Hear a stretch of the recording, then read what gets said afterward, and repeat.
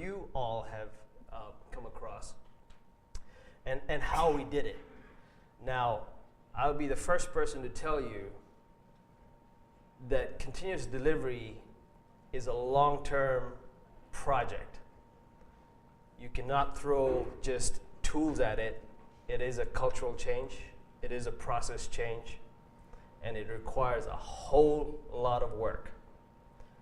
And we'll talk a little bit about it. If you guys have any questions, I know we have a Q&A session at the end, so we'll leave those questions to the end. What was our objective? Of course, to reduce the amount of time and resource it takes to deploy the Big Bang releases. We've talked about the Big Bang releases quite a bit today. Reducing the downtime and increasing system availability. I know Kosuke talked a little bit about how we can spin up VMs and, destroy old ones and bring up new ones. That's the kind of concept we're kind of working towards, okay? Through the use of deploy and full automation of deployment, what we call ground systems. DigitalGlobe today has two distinct areas, really. I was talking to somebody earlier about this. We have a space-based communication system, and then we have the ground systems. Ground systems is where we do our data collection and manipulation to create those images. And it's extensive, it's huge. I'll show that to you shortly. Our software development environment, and I'm sure a lot of you might experience this too. Over 100 developers, maybe 200 developers actually. I think that's an underestimate. We have large data center footprints. We have data centers in Wyoming, Colorado, on the East Coast, and also, I believe, in the East. Can't tell you where. Dispersed IT infrastructure. How many of you experience that today? A lot of you. Okay. What I mean by dispersed is there's people doing something somewhere and you can't get a hold of them today, right here, because you need them. That's the concept of DevOps, right? We all strive to have that team unity, and everybody that needs to do something needs to be right there in that same room. So we struggle with that today. We have over 100 internally developed applications, in addition to COTS software that we use to manipulate our images coming down from the satellites. If you take that into account, imagine building these applications on a daily basis if you're doing continuous integration. Imagine deploying these applications over multiple environments, and then overlaying that with COTS software from our vendors, from our contractors, from our partners. All that stuff needs to come together in some cohesive fashion, right? What we did do was we actually adopted Agile last year. We tried to go to a bi-weekly sprint, twice a week deployments to test, once a week to production, once a month major updates. That's the Big Bang release, which is a pain in the, but I'm not going to say the word. And once a quarter major releases, okay? So just with that in mind, imagine the scope of work that actually goes into the planning and the release of these huge software packages. This is a very simple environment diagram. What you see on the far left, imagine 100 or 200 developers having their own little environment to develop in. We've engaged Amazon Web Services to provide developers with simple workstations where they can do their development in. We've also tried to get to a point where we can start on infrastructure as a service. For those of you trying to get into that space, it is a new concept for DigitalGlobe. It's probably not a new concept for folks out there. But we're trying to develop infrastructure as a service so we can provide the same services internally due to the fact that we're a secure environment, secure being military. So we can't really leverage stuff outside in a commercial. So we have to replicate everything we do in the commercial side, we have to replicate on the secure side. So the left side is developer workstations. We provide the same basic infrastructure that you see in that dev column. That's Jenkins, Maven, all the build, package, and deployment services are in that second column right there. Each one of those little boxes that you see up on the top, imagine that an environment or a system. Starting from the development side, could be 40 machines. If you go into test, could be 60 to 100, maybe 200. Production is over 1,000 machines, 1,000 virtual machines, high-performance computing platforms that manage our image delivery. And then we replicate that again on both sides. So you can see the secure stuff on the top and the commercial environments on the bottom. So we have a lot of hardware, a lot of software that we deliver on a bi-weekly, I shouldn't say bi-weekly, almost on a daily basis if you really take this into account.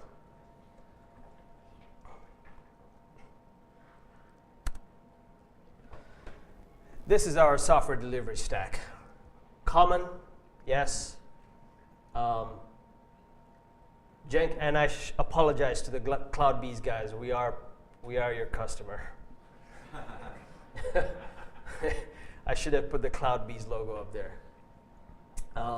Puppet, we use Puppet to manage our infrastructure. Okay.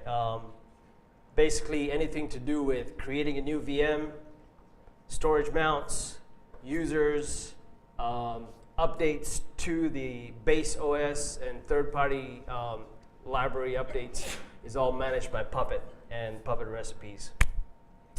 Of course, Jenkins does our continuous integration on a daily basis.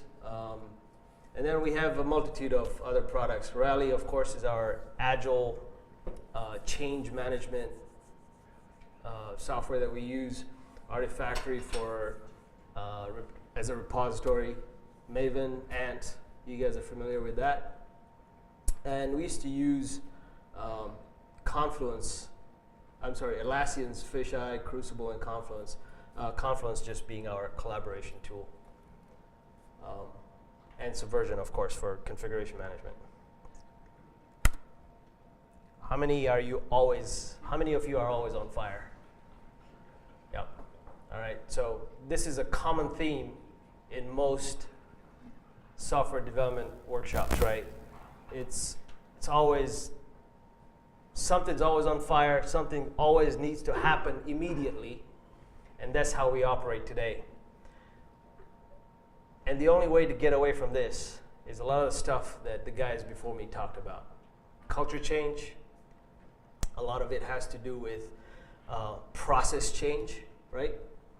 To get away from this. So in general, everybody's experiencing the same thing, but what are we going to do about it? This is how we started building our case for continuous delivery. What are your major pain points? That's one big question you need to ask yourself.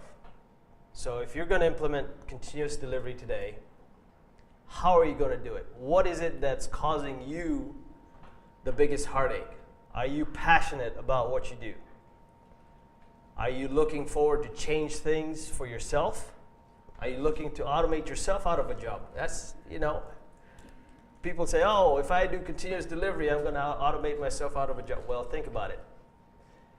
What you're really doing is providing a mechanism to improve not only the quality of your code that's going to production, but at the same time, the people that are providing that are becoming more valuable.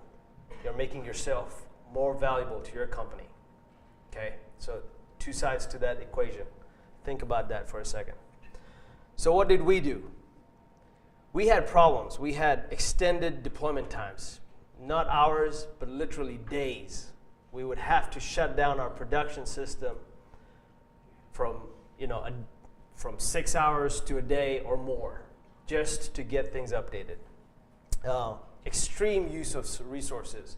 Configuration management folks, guys from my team, at times have to put 80% of my folks, and I have 12 of them today. 80% is a huge resource drain on my team. All of them on the production deployment.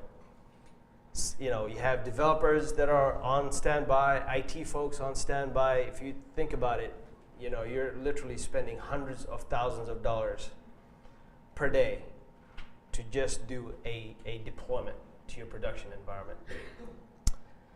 Reliability. How many of you suffer reliability when it comes to software deployment? Thank you.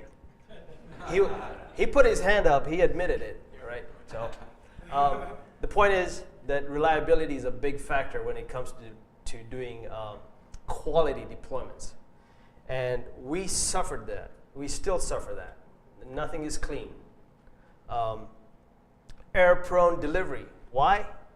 Because a developer forgot to make a config change, right? It happens all the time. Or it was a one-line change. Oh, I forgot. And then we have to go back and rebuild and repackage and redeploy. Or somebody took a machine down and didn't tell us. And when we deployed, it says, hey, machine doesn't exist. Well, how the hell did that happen? All right? Less than 40% automation. What I mean by that is you can use Jenkins to do your deployments today, but there's a lot of external factors. Configuration updates, pre-deployment checks, quiescing your system, post-deployment checks, bringing your system back up, running your test harness, making sure your tests are smooth or 100% up. Those are things that cause the entire deployment time to extend, right, from beginning to end. You've seen that before. Non-standard delivery of software across the enterprise. Well, Team A packages their software using a TAR, right? Team B uses an RPM.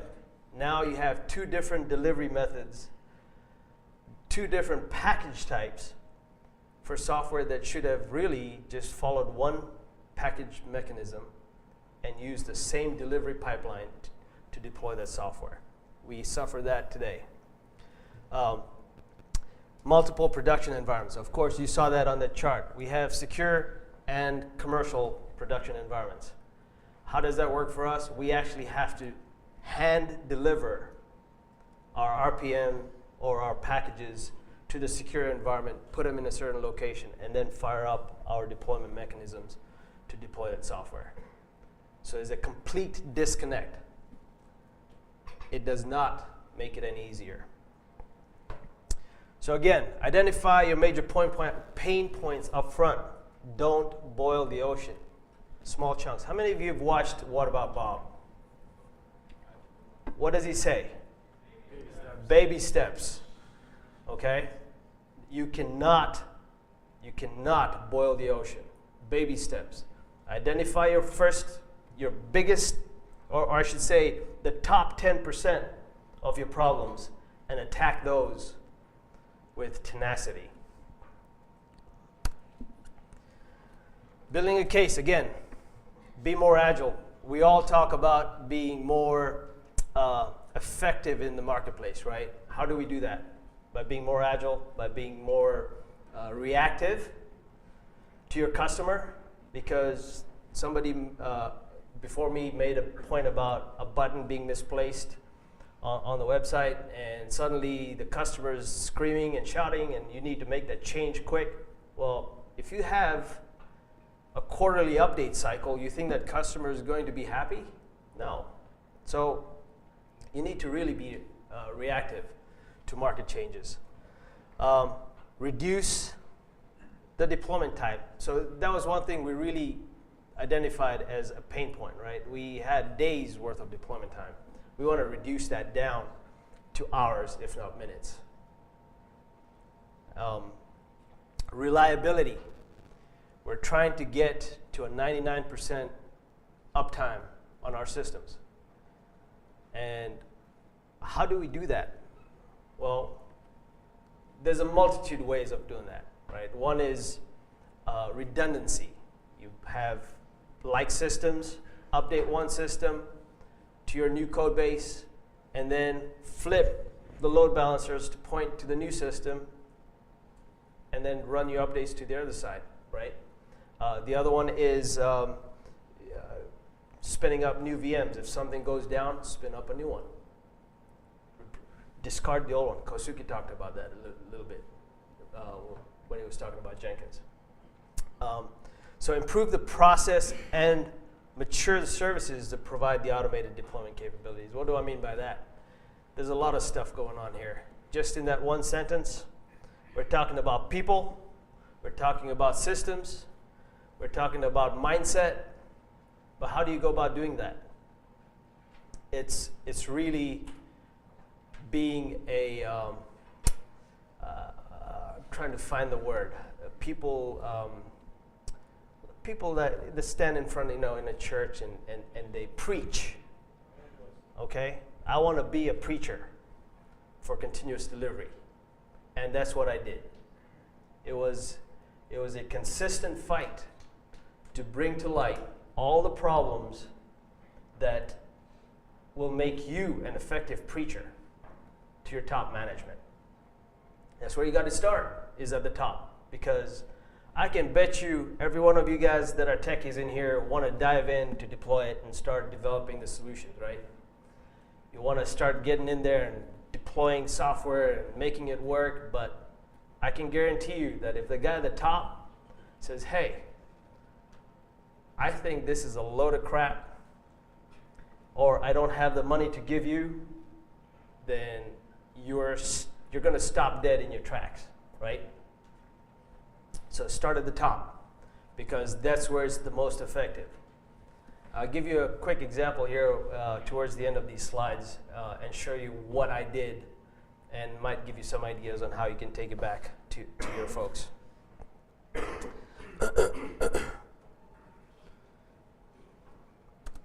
So, key steps to ensure a successful implementation. Again, don't rock the boat.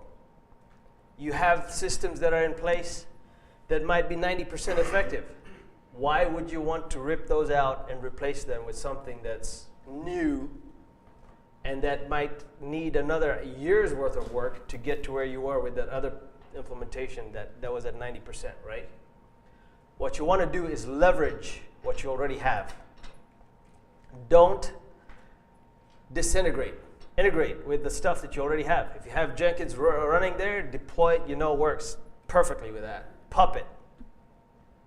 Use it. Enhance your continuous integration tool set. Make it work. Again, when I say enhance, you get to an 80% success rate, and you have a 20% failure rate, right?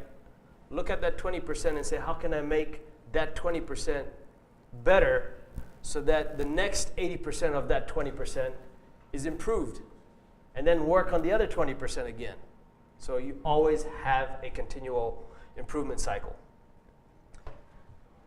Get buy-in from the top. I can't emphasize this enough, guys. I've been at Digital Globe 2 years.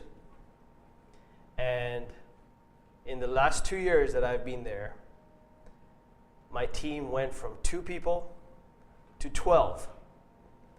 We assimilated 20 applications that were in a continuous integration mode to over 100 that you saw on the slide.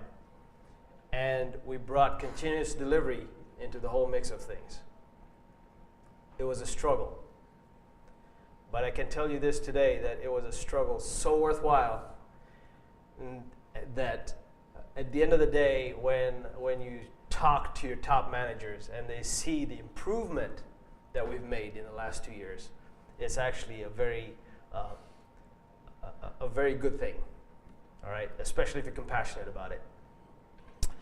Baby steps. Remember Bob, all right? And keep track of your metrics. A lot of you think once we're done with this, well, we're done. No, you're not, really. Think about how you can improve your metrics. What is it that you're looking for? You want to reduce your downtime. You want to increase your availability. You want to reduce the number of failures, build failures. You want to reduce the number of times you actually do deployments even to your test environments. those are metrics that are key metrics, right? And those are the reports that go up to the upper management and say, hey, we're improving. We're improving on a daily basis. So how did we do this? And this was probably the biggest undertaking that I've ever done in my entire life. And if I ever had to do this again, I'd quit. So one of the things that we do as IT workshops is we like to create development environments, test environments, staging environments, right? And they all differ. It is such a relief when you have your development environment looking exactly like your test environment, looking exactly like your staging environment, looking exactly like your production environment. Now, in reality, that's not the case, right? Because you can't really always reproduce your production environment in a test, especially at Digital Globe. Our production environments are thousands of virtual machines, hundreds of high-performance computing nodes, and it's almost without tens of millions of dollars, we can't really reproduce that in our test environment. But what we've done is that lower string, the dev, the test, and the staging environments are exactly alike. And we've virtualized the entire infrastructure. What does that do for us? We know exactly how the configurations run from dev through to the staging environment. Code can pass fairly easily. I'm saying fairly easily because nothing is smooth yet, okay?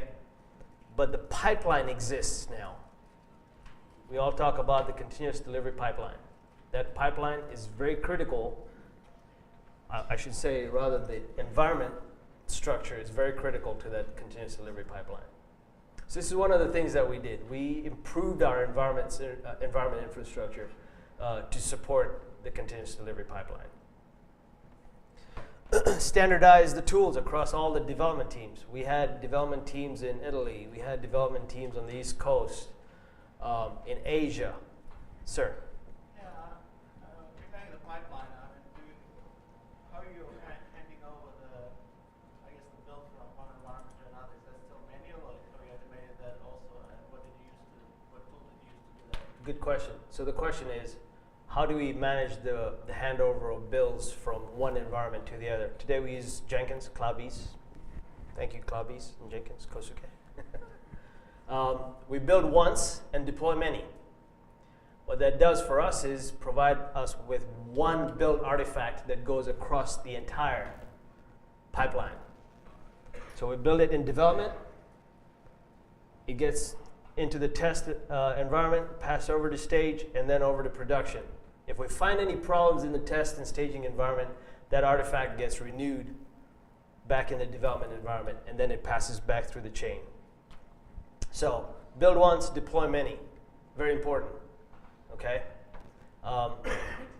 When I first started at Digital Globe, we used to build for each and every environment. If we had to deploy something to production, we would go out and build for the production environment, which was bad. Okay? Because then people have injected code in. From the time it gets to production, you've got code injection, you've got config changes, even the infrastructure may have changed. So by the time we deploy to production, what you're getting in production is not what was tested.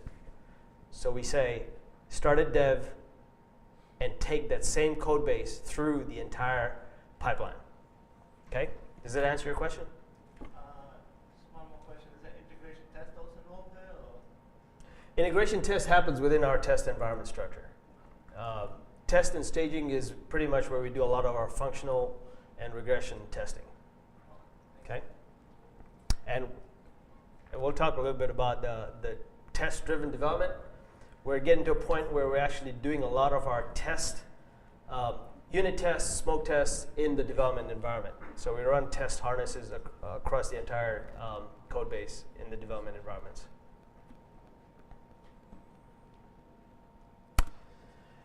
Okay. You want to see this? Yeah. You guys know about build dependencies. And when I talked about 100 applications, this is a very small subset that I'm going to scare you with. This is still a pain in my behind. All right. This was the thing that scared me, and I really wanted to quit my job. So you can see right at the third bullet right there, data services is one of our core applications. It talks to the database. If anything changes with data services, it requires us a rebuild of that entire stack from 4 above. What does that do for my team? It throws us into a tailspin. Because we have to go back, rebuild, repackage, restage, and redeploy each and every one of those applications that you see above data services every single time. Imagine each one of these applications with at least 4 target machines. Configs up the yin-yang, quite frankly. I don't even know how these guys manage it, but they do. And then we have, that whole diagnostic package up at the top, which has total dependencies on these other. So it's so circular that it's unbearable.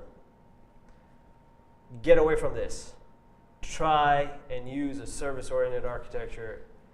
The sooner you get to that, the better it is for you. I'm sure. I'm hoping that most of you are already there, But if you're not, stay away from this. Questions? Yes. Code analysis.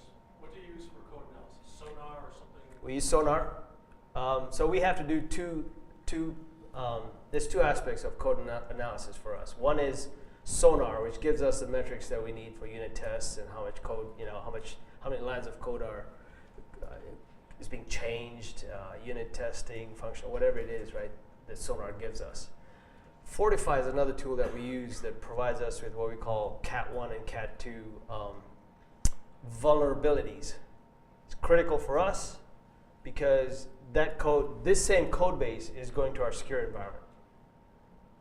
And so we have to provide data analysis to the government as part of our change management process. So there's 2 things that there's 2 quality checks that we have to do practically before the code even gets into our secure environment, which is painful. But we use Jenkins to call Sonar, we use Jenkins to call Fortify, and we get those results packaged out when these applications get packaged for delivery into a system. All that stuff is in PDF format, so we can extract it, look at it if we need to. Does that answer your question? On the Sonar side, we actually have a website set up. So I guess the question related to this, when you find issues, let's say through Sonar or the business drives change, how are you keeping track of that change associated with the code that people change? Are you allowing people to make any changes they want, or are you only allowing them to make changes that they've been assigned? So typically it's only changes that they've been assigned. And if it's a defect that was found in test, it gets submitted as a defect and then worked through the chain again, right? So assume we have release 1.0 of an application. It gets into the development environment, goes to test, and the testers find some bug or vulnerability, whatever it may be. It gets rewritten as a defect, put into development, developers make the change, and it gets released back as 1.10, whatever it may be. And then it goes back through the chain.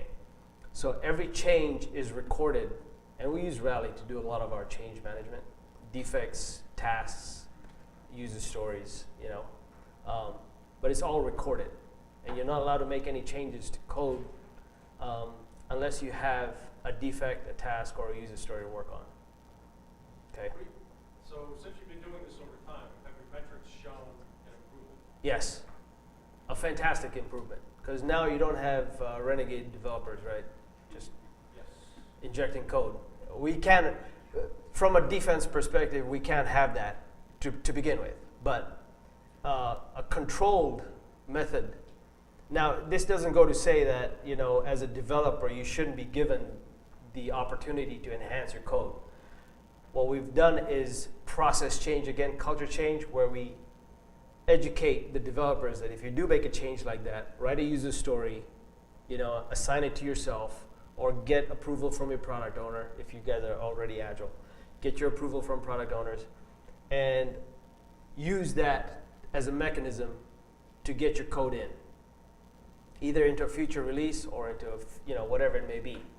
But it really is a culture change. Okay? What about code coverage? Do you use any tools for code coverage? Code coverage. Sonar is one that gives us code coverage statistics. I think Fortify does the same thing for us, but we use Fortify for just looking at vulnerabilities. HP makes Fortify. Okay. Critical measurements to ensure a decent continuous delivery approach. Efficiency. We all talk about efficiency, right? How can we make things more efficient? It's a critical factor. If I have to bring my package from a developer and walk it over to a system, put it on a CD or a DVD and sneaker net it, and then extract it and run through a bunch of commands manually, is that efficiency? No. There's a lot of tools. We do a lot of our automation through Jenkins today. Okay, so try and make things more efficient. Quality, we just talked about that. Moving code through dev, test, through to production environments in that sequence. Build once, deploy many. Okay, or package once, deploy many. That's the methodology that we use today. Timeliness, again, you have to decide on a cadence. For us, we have too many environments and we have to be almost on a daily or a bi-weekly cadence to try and get code from development through to production. So you have to develop a cadence that people stick to. Otherwise, people are going to go, hey, Bob, can you do this for me right now? Well, it's a small snippet of code. It's just a one-line change, please. And some guys give in, right? We've had to curb that real quick.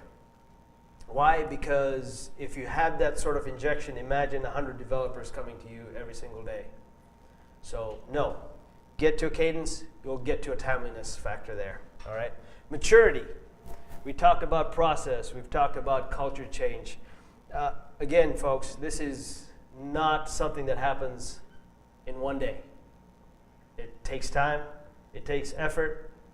What I can tell you is that it is worthwhile. There's no doubt in my mind that it actually has made things a whole lot more effective, a whole lot more smoother. And it's still an ever evolving process. It's not going to change overnight. So, process by which code is deployed is consistent and thus constantly maturing. Sir. What about traceability? I mean, they have some sort of traceability from your user stories all the way to production. Yes. So the way we do things today, we've tied Rally to Jenkins. What that provides us is the traceability that says this is the code base we checked in to Subversion. So we have a tie from Rally to Subversion. So you can see which code was checked in, checked out by who. And then we have a tie from Rally to Jenkins that allows us, if a tag was applied to the code base, we can actually run a build from Rally that triggers Jenkins to build the artifact. So now you have the tie, all the way through from configuration management all the way through to deployment. Okay? Sorry, did I do something wrong here? Build failed. Jenkins died. No, just kidding.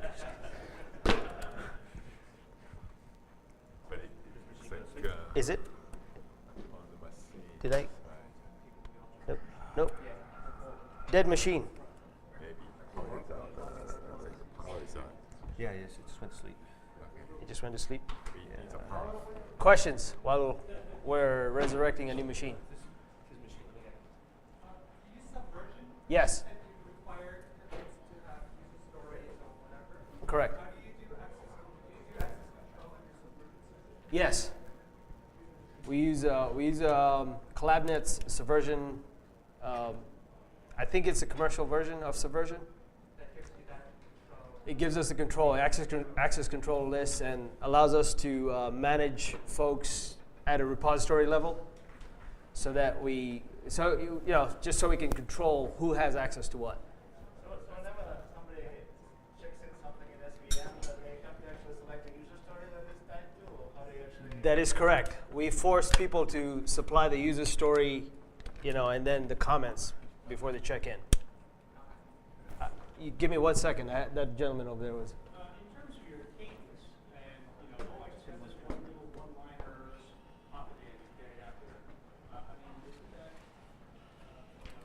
isn't that the small little change continuously integrating and getting it out there? I mean, So, isn't that your environments and your software dependencies are so complex that real continuous delivery, let me just put this one piece in, boom, up it goes. so that's the very simplistic approach, right? Even though the one small change is small for that one little application, the dependency chart that you saw doesn't allow us to take that one small change and drop it in immediately. We have all these factors. That's database, there's messaging, there's business systems that rely on that interaction that we have to deal with. So we still rely on the cadence, because then we can look at dependencies across the board and say, oh, this small change affects this piece. Is that piece also going in at the same time? You understand?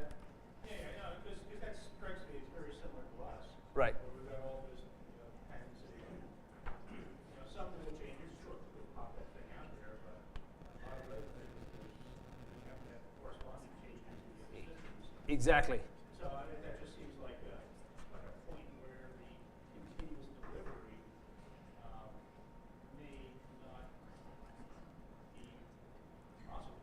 On the contrary, actually, continuous delivery enables the folks, that's the process change, right? Where I don't care how small your change is, or I don't care how big your change is.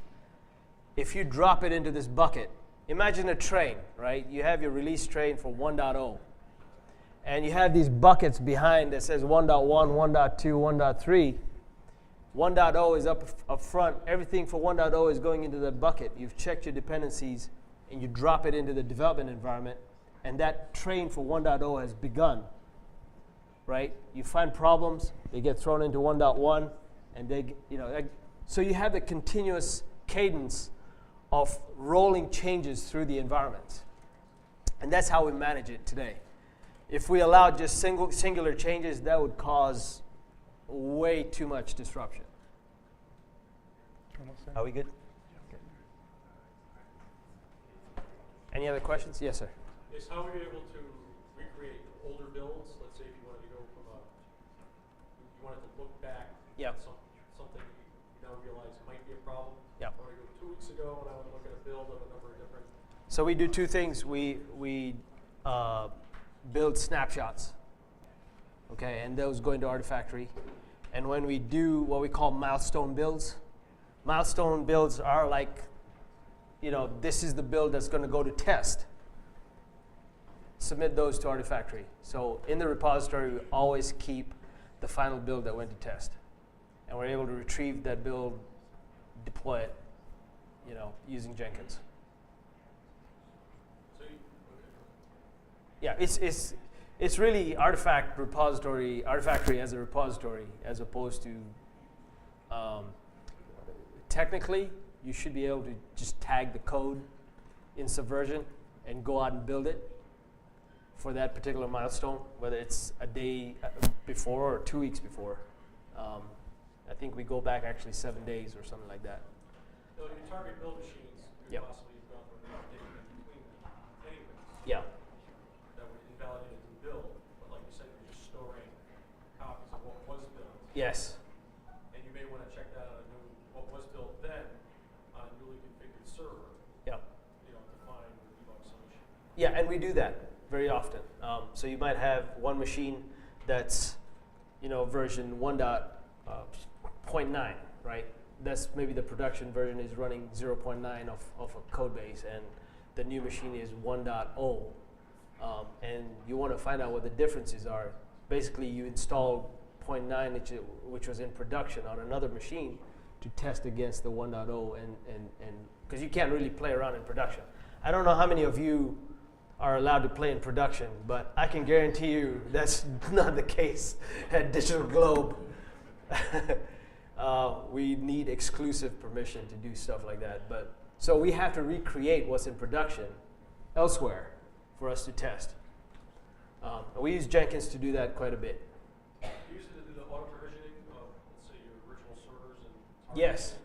So that We use Puppet, Puppet recipes to create the virtual machine and go out and provision the storage, the users, permissions on the server itself, and any special thing that might be required. So, okay. I think we went through that. So this is our initiative. This is the stuff we did for Deploy It. How much time do I have? Have I gone over my time? But if we started a little bit early, so we could, but even by starting early, still have another 20 minutes. Okay, awesome. I can go on. So we started with Deploy. So we're, in reality, I've been working with Deploy It and Mr. Bishop for over a year and a half. But we really started working with Deploy It in October of 2013, this last year. We had been testing it for a long time, and we even tried a homegrown solution using Jenkins and Puppet. The problem here was that, we talked about DevOps, right? And the concept at that time didn't really exist. So we had a team of folks working on deployment automation, as they call it, using our existing tool set, which is Jenkins and Puppet and Maven and all that stuff, right? And the problem, the roadblocks we ran into were the different functions. IT guys didn't want to give, the engineers root access to the machines, or you had developers saying, I'm not going to deal with that right now. I got other things to do, So my team was always stuck. We spent almost a year and a half trying to develop this homegrown solution, and it just wasn't taking off. And then last year, I got $20 million to go and revamp all the environments and get continuous delivery in place. And I said, well, this is an opportunity for us to even introduce DevOps. And so DevOps became the new buzzword, and we actually were able to ingest some IT folks that worked very closely with my team. And so what we ended up doing was developing a almost like a timeline of how we were going to use Deploy It. Now what you see here, you can see it says F5 rules. You guys saw load balancer earlier in Kosuke's slide deck. Well, F5 is what we use. It's a commercial tool set available for load balancing solution. We use load balancing like Skittles. So one thing that we wanted to identify was what is the stack for us to make Deploy It effective, right? So you have load balancing, you have code base, you have configurations, you have database. Then you have the application containers. Tomcat, we also use JBoss. And you have third-party software or third-party OS, third-party stuff and OS patches. So that is your stack right there. And what we wanted to do was break it down into pieces so that we were really, really honing in on what we needed to do immediately. Today we've worked with the code and the configs using Jenkins and Deploy It. We're now at the stage of using Liquibase. How many have used Liquibase? Awesome tool set. It's actually helping us get to a point where we don't have to deal with the DBAs, because typically in a production type deployment, yeah, somebody's laughing there. I know what you're laughing at.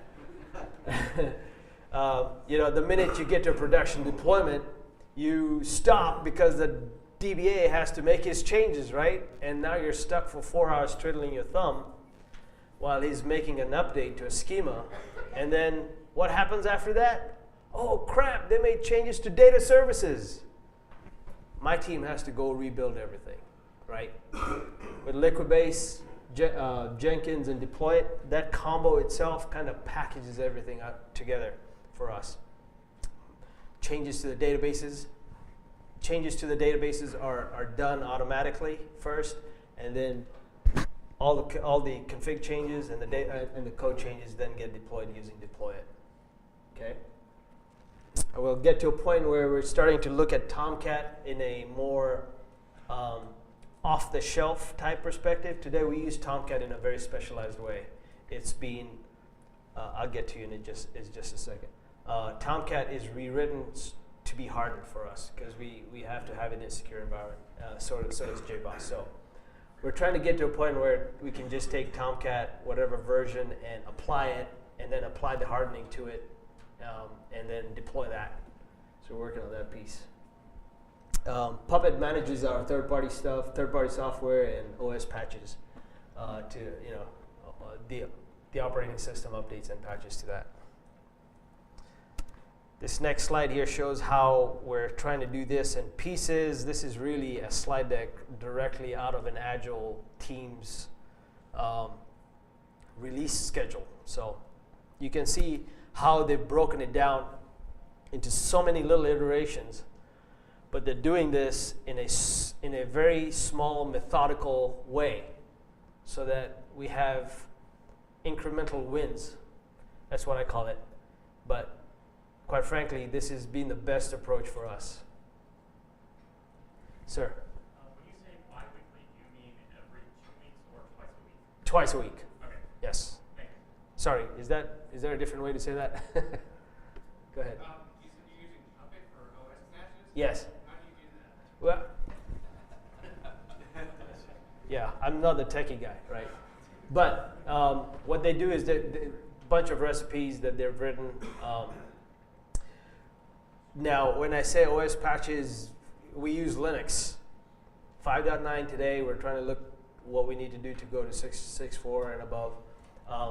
But all the recipes that they've written so far are to really do updates to third-party software libraries like Perl, Java, right? Things that we normally use, things that our applications normally use. We use Red Hat Channel Server to do the actual updates to the Red Hat OS. Okay, does that make sense? Okay. Questions? Any more? Yeah, how do you manage different configs across different environments? Maybe database connection strings might be different from dev from QA or production or something like that, right? Can you repeat that question, please? I'm sorry, I didn't. Okay, how do you manage different configs between Yes. different environments? Say your database connection string, I assume, might be different between QA and production. Yes. Yes. And so the way we manage those today, we check everything in Subversion. And we identify every environment within a repository, right? And when you make a change, if you're a developer and you're making a change in the development environment, identify those changes so that they get translated to the test environments, which is what my team picks up. And release notes typically spell those things out. I mean, there's always a mishap here and there, but that's how we manage those config changes today. Sir. I'm sorry? You're hanging your developers if they don't follow the rules. You're just being regimental with them. We're being regimental. We don't hang them. We usually castrate them. No, I'm just kidding. So that is a very strong word. Now, what we try to do is, again, it's process and maturity, right? One of the things that we try to enforce is not the fact that we go and smack their hands, but say, hey, here's a process. Put the changes into a release note so that the folks that are doing the deployments are seeing that. We have seen an 75-85% increase in improvement since we started that practice. What that does is, one, since we're agile, it's given the developers a lot more leeway in doing the stuff that they do at a faster pace, but they also know what the framework is, the process is, to get their code pushed out. So it is regimental to a degree, But if we don't use that regimental aspect, we can get code problems into our secure environment, which would then cost us a lot more than just a slap on the hand. You understand? That goes back to the process of college. Yes, exactly. It is a big change. It is a big change. What group in all the different roles that people that you're working with was the most difficult to bring on board to this? IT. Really? Yes. Well, like the DBAs. Oh, so the DBAs are always they're in their own little world. You know, I mean, come on. You know, they rule the world, and you know. But IT actually is the most, because they use a different framework, right? They are more service oriented. They're more ITIL oriented, and they're a little bit more, you know, this is my domain, rightfully so. Now, if you talk about operations, I can say yes, IT, you guys belong there, right? We don't want to touch your stuff, but in the smaller, the lower environments, development, test, staging. My concept here has been give us full access to the entire stack of hardware, right? So we can build the stuff to be a little bit more efficient. We can build the processes to be efficient, coming from development all the way through to the staging environments. That has been my approach. So your organization is not part of IT then? It is not.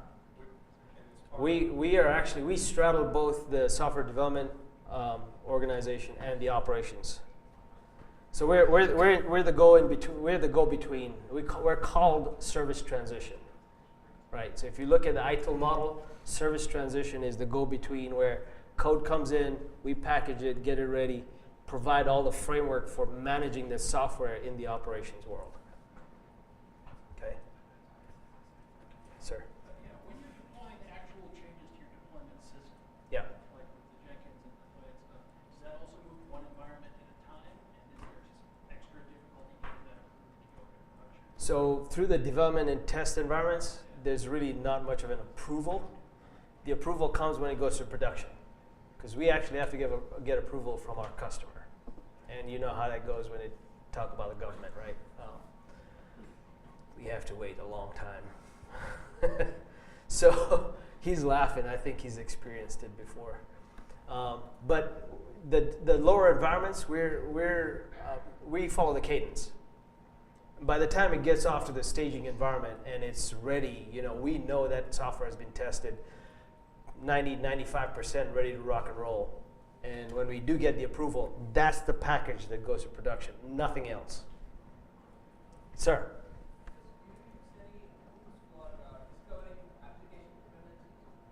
Do we use any rules for discovering application? Tools for, good question. I don't know. I know a lot of that dependency chart that you saw before was developed a while ago, and I know that that's been changing or ever evolving. There are tools out there I know that do the checks on the application dependency, but I don't know of any off the top of my head. I'm pretty sure the development organizations do. Do you have integration with your approval system, like ServiceNow or something like that? We use CA's Service Desk Manager, and that's so in such a vacuum. And that surprisingly is what our customer, the government, uses to do our approvals, unfortunately, right? So it is completely disconnected from our normal chain of events. We only use that for approval. The customer signs off on that, and we know exactly what package we're going to deploy to production, and that's what we use for the go-ahead. Does that answer your question? Kind of, sort of? I guess it's kind of not integrated at this point. It's not integrated. The change management system for approvals is not integrated with the change management system for software. Sir? What all did you do to reduce deployment time, including some of what you have in this slide? What did we do to reduce the deployment time? Okay, so let's go a little further here, and I'll show you how we did it for this particular application, okay? So you guys saw this. You see we're starting to use Jenkins, Liquibase, we'll deploy it. So here what you see is a snapshot of our deployed implementation. What you see on the left side is the actual release of the package. On the right side is over 25, I should say more than 40 machines really being listed. And gives us the opportunity to drag and drop, right? What you don't see here is the integration with Liquibase. A lot of these processes that you see here are now completely tied to Jenkins. So we'll shut down the machine, uninstall the old application, install the new one, and bring up the machine. All done unattended. If you run the analysis, that analyze button over there actually shows us what's going on before we even do the deployment. What this allows us to do is actually, from an environment perspective, all the environment configs are stored in Deploy It. So we could have 100 environments, but Deploy It knows exactly what the environment looks like. And since those are controlled in Subversion, anybody that makes a change, it's immediately effective. Whose product is that deployed? CB Labs. I'm sorry, I should have made that very clear. But this is a 40 machine environment that we use for this particular application. And this is in our test environment. The next stage up is actually 125 machine implementation, and then production is over 600. Okay, so we're ever increasing, but the beauty of this is that our environment configs are all stored in one location, and we're using the same tool set that does our continuous integration, because Jenkins builds the milestone build and drops it into that bucket that you see on the right-hand side all automatically. Quite frankly, an operations person could fire up Deploy It today and take this application, drop it into the environment they want, and hit the button and go. Okay? Metrics. This is the standard report thing that comes out of Deploy. We're starting to use it now. It's going to give us a whole lot more than we've ever had before. And yeah, I'm a manager. What can I say? I look for these reports.